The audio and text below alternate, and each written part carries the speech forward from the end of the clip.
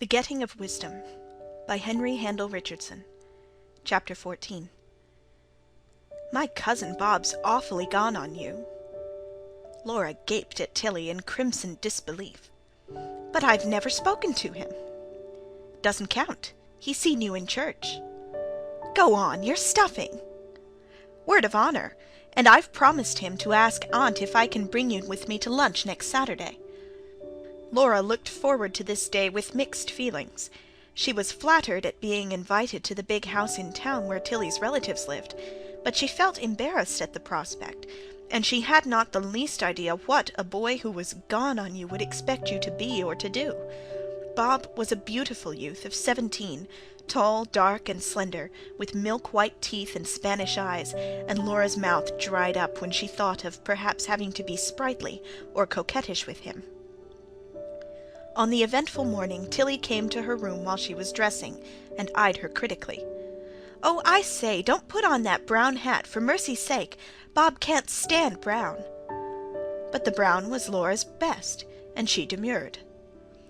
"Oh, well, if you don't care to look nice, you know." Of course she did. She was burning to. She even accepted the loan of a sash from her friend because Bob loves blue, and went out feeling odd and unlike herself in her everyday hat and borrowed plumes. The aunt, a pleasant, youthful-looking lady, called for them in a white-hooded wagonette, and set them down at the house with a playful warning. "Now don't get up to any mischief, you two." "No fear," was Tilly's genial response, as aunt and cab drove off. They were going to do the block, Tilly explained, and would meet Bob there, but they must first make sure that the drive had not disarranged their hair or the position of their hats, and she led the way to her aunt's bedroom. Laura, though she had her share of natural vanity, was too impatient to do more than cast a perfunctory glance at her reflected self. At this period of her life, when a drive in a hired cab was enough of a novelty to give her pleasure, a day such as the one that lay before her filled her with unbounded anticipation. She fidgeted from one leg to another while she waited, for Tilly was in no hurry to be gone. She prinked and finicked, making lavish use, after the little swing-glass at school, of the big mirror with its movable wings. She examined her teeth, pulled down her underlids, combed her eyebrows, twisted her neck this way and that, in an endeavour to view her person from every angle. She took liberties with perfumes and brushes, was, in short, blind and deaf to all but the perfecting of herself, this rather mannish little self, which, despite a most womanly plumpness, affected a boyish bonhomie, and emphasized the role by wearing a stiff white collar and cuffs. Laura was glad when she at last decided that she would do, and when they stepped out into the radiant autumn morning. "What a perfectly scrumptious day!" "Yes, bully. I say, is my waist all right?" "Quite right, and ever so small." "I know. I gave it an extra pull in. Now if only we're lucky enough to get hold of a man or two we know." The air, Australian air, met them like a prickling champagne. It was incredibly crisp, pure, buoyant. From the top of the eastern hill the spacious white street sloped speedily down, to run a while in a hollow, then mount again at the other end. Where the two girls turned into it, it was quiet, but the further they descended, the fuller it grew, full of idlers like themselves, out to see and to be seen. Laura cocked her chin.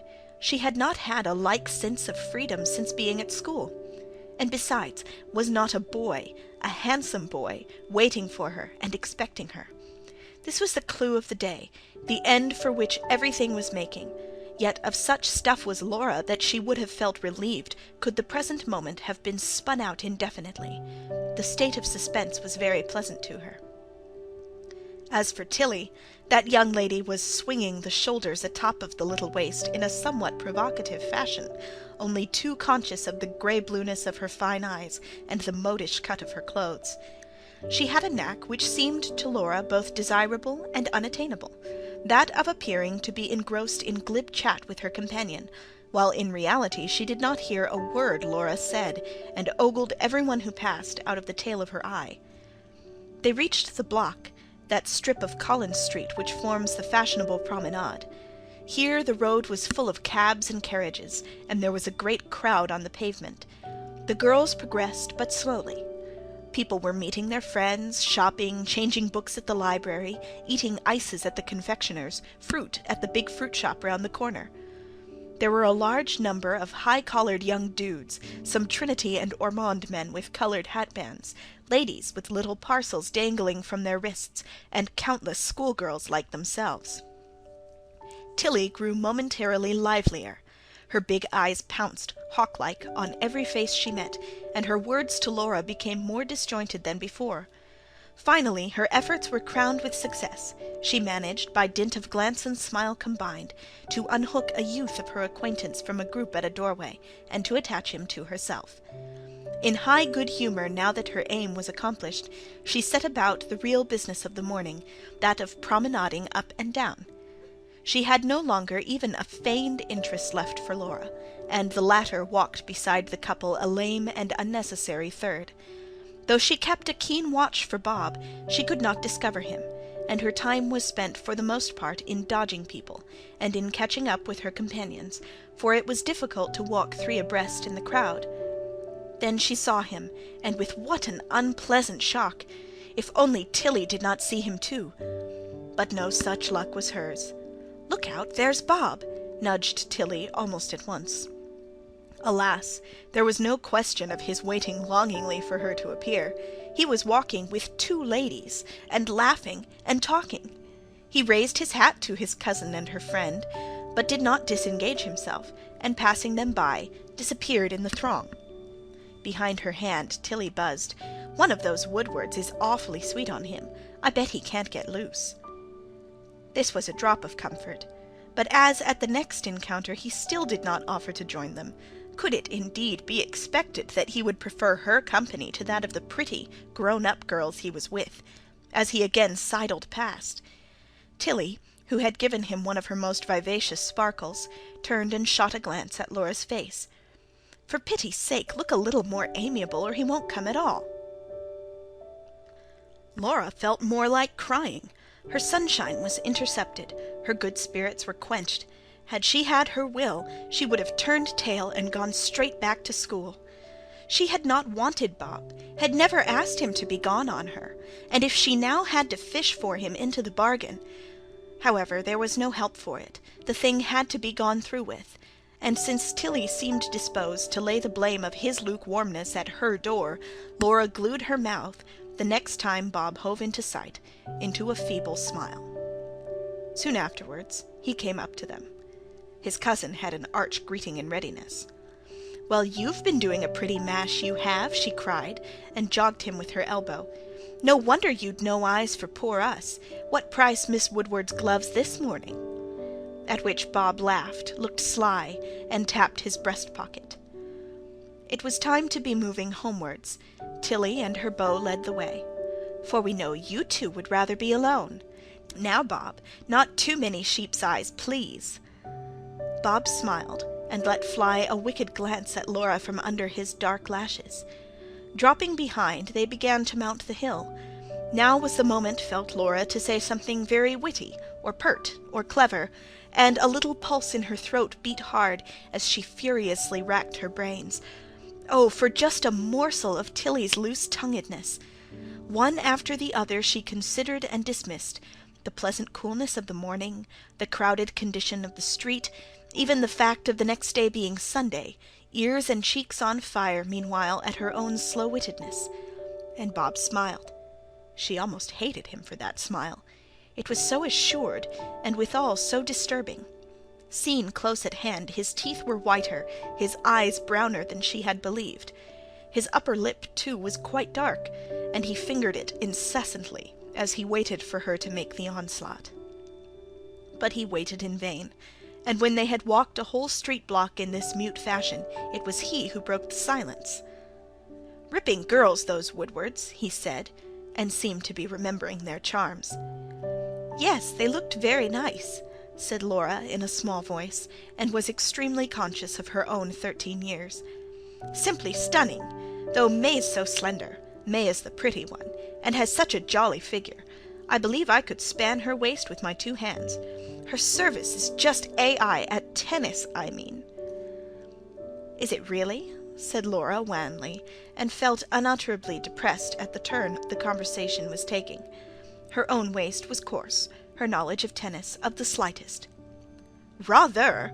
Overhand, with a cut on it. She plays with a 14-ounce racket, and she has a back-drive, too, by Jove, that... You play, of course?" "Oh, yes," Laura spoke up manfully, but prayed that he would not press his inquiries further. At this juncture his attention was diverted by the passing of a fine tandem, and as soon as he brought it back to her again, she said, "You're at Trinity, aren't you?" Which was finesse, for she knew he wasn't. "Well, yes, all but," answered Bob, well pleased. "I start in this winter." "How nice!" There was another pause.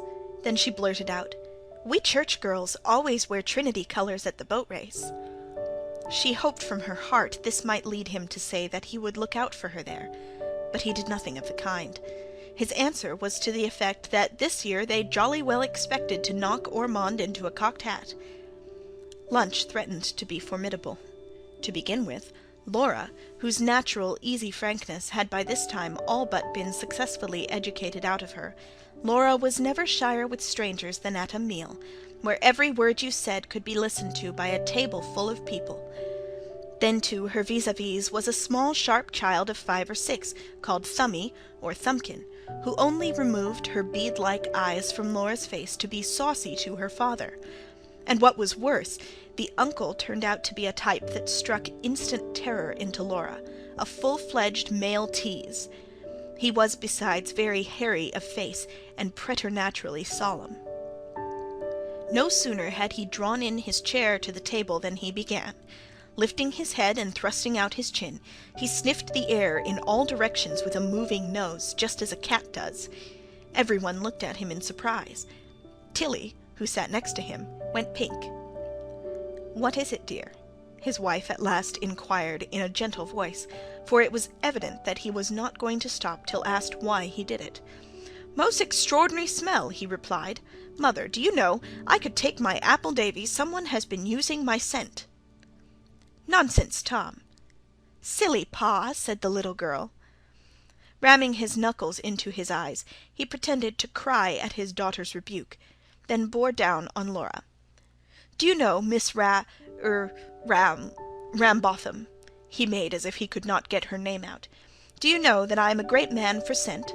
Fact, I take a bath in it every morning." Laura smiled uncertainly, fixed always by the child. "Fact, I assure you. Over the tummy, up to the chin.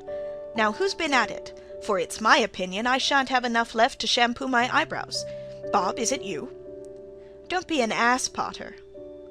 "Cut me some bread, Bob, please," said Tilly hastily.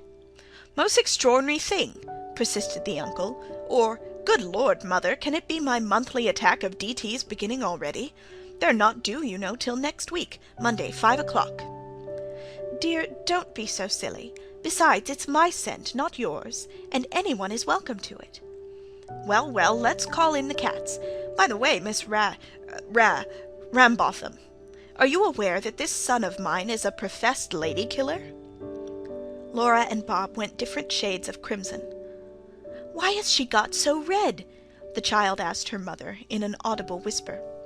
"Oh, chuck it, Potter," murmured Bob in disgust. "Fact, I assure you. Put not your trust in Robert. He's always on with the new love before he's off with the old. You ask him whose glove he's still cherishing in the pocket next to his heart." Bob pushed his plate from him, and for a moment seemed about to leave the table. Laura could not lift her eyes. Tilly chewed in angry silence. Here, however, the child made a diversion. "You're a lady-killer yourself, Pa." "Me, Thumbkin? Mother, do you hear that? Then it's the whiskers, Thumbby. Ladies love whiskers, or a fine drooping moustache like my son Bob's." He sang, "Oh, oh, the ladies loved him so." "Tom, dear, do be quiet." "Tom, Tom, the piper's son," chirped Thumbby. "Well, well, let's call in the cats," which appeared to be his way of changing the subject. It seemed, after this, as though the remainder of lunch might pass off without further hitch. Then, however, and all of a sudden, while he was peeling an apple, this dreadful man said, as though to himself, Rambotham. Now where have I heard that name? Wambotham, mocked Thumbkin. Monkey, if you're so sharp, you'll cut yourself. Young lady, do you happen to come from Warrenega? He asked Laura, when Thumbkin's excited chirrup of, I'll cut you, Pa, into little bits, had died away. Ready to sink through the floor, Laura replied that she did.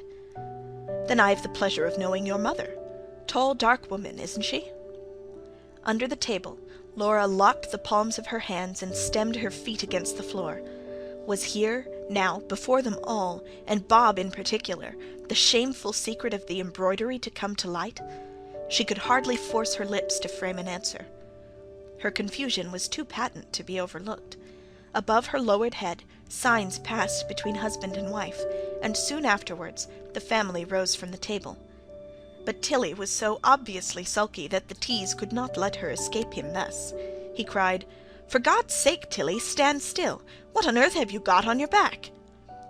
Tilly came from up country, and her thoughts leapt fearfully to scorpions and tarantulas. Affrighted, she tried to peer over her shoulder, and gave a preliminary shriek. Gracious! Whatever is it? Hold on. He approached her with the tongs, the next moment to ejaculate, Begad!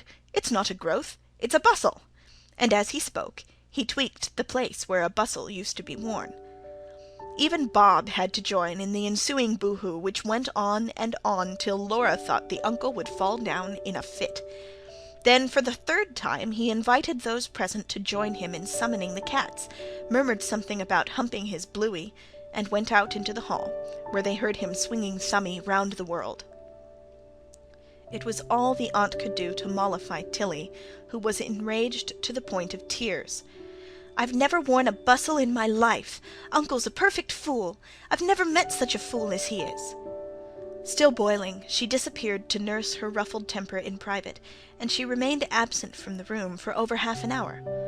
During this time Laura and Bob were alone together. But even less than before came of their intercourse.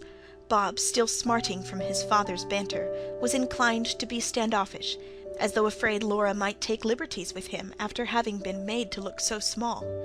Laura, rendered thoroughly unsure to begin with by the jocular tone of the luncheon-table, had not recovered from the shock hearing her parentage so bluntly disclosed.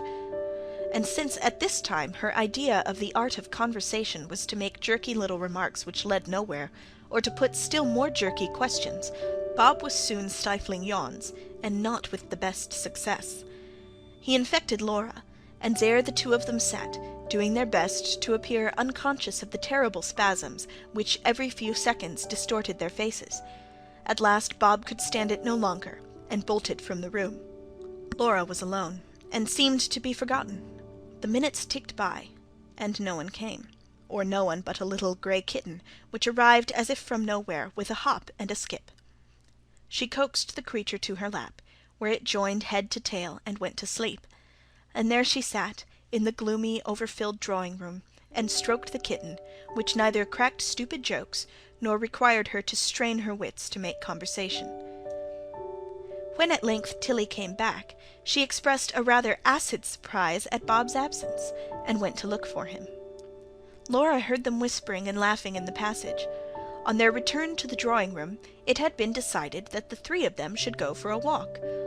As the sky was overcast, and the girls had no umbrellas, Bob carried a big one belonging to the uncle. Tilly called this a family umbrella, and the jokes that were extracted from the pair of words lasted the walkers on the whole of their outward way, lasted so long that Laura, who was speedily finished with her contribution, grew quite stupefied with listening to the other two. Collins Street was now as empty as a bush road. The young people went into Burke Street, where, for want of something better to do, they entered the Eastern Market and strolled about inside. The noise that rose from the livestock on ground floor and upper story was ear-splitting. Pigs grunted, cocks crowed, turkeys gobbled, parrots shrieked, while rough human voices echoed and re-echoed under the lofty roof. There was a smell, too, an extraordinary smell, composed of all the individual smells of all these living things, of fruit and vegetables, fresh and decayed, of flowers and butter and grain, of meat and fish and strong cheeses, of sawdust sprinkled with water and freshly wet pavements, one great complicated smell, the piquancy of which made Laura sniff like a spaniel. But after a very few minutes, Tilly, whose temper was still short, called it a vile stink, and clapped her handkerchief to her nose, and so they hurried out, past many enticing little side booths hidden in dark corners on the ground floor, such as a woman without legs, a double-headed calf, and the like. Outside it had begun to rain. They turned into a waxworks exhibition. This was a poor show, and they were merely killing time when the announcement caught their eye that a certain room was open to married people only. The quips and jokes this gave rise to again were as unending as those about the umbrella, and Laura grew so tired of them, and of pretending to find them funny, that her temper also began to give way, and she eased her feelings by making the nippy mental note on her companions that jokes were evidently in the blood. When they emerged, it was time for the girls to return to school. They took a hansom, Bob accompanying them. As they drove, Laura sitting sandwiched between the other two, it came over her with a rush what a miserable failure the day had been. A minute before, her spirits had given a faint flicker, for Bob had laid his arm along the back of the seat. Then she saw that he had done this just to pull at the little curls that grew on Tilly's neck. She was glad when the cab drew up, when Tilly ostentatiously took the fat half-crown from her purse, and Bob left them at the gate with a, "Well, so long, ladies." The boarders spent the evening in sewing garments for charity. Laura had been at work for weeks on a coarse red flannel petticoat, and as a rule was under constant reprimand for her idleness. On this night, having separated herself from Tilly, she sat down beside a girl with a very long plait of hair and small narrow eyes, who went by the name of Chinky. Chinky was always making up to her, and could be relied on to cover her silence. Laura sewed away, with bent head and pursed lips, and was so engrossed that the sole rebuke she incurred had to do with her diligence. Miss Chapman exclaimed in horror at her stiffly outstretched arm. "How can you be so vulgar, Laura, to sew with a thread as long as that?" End of chapter 14.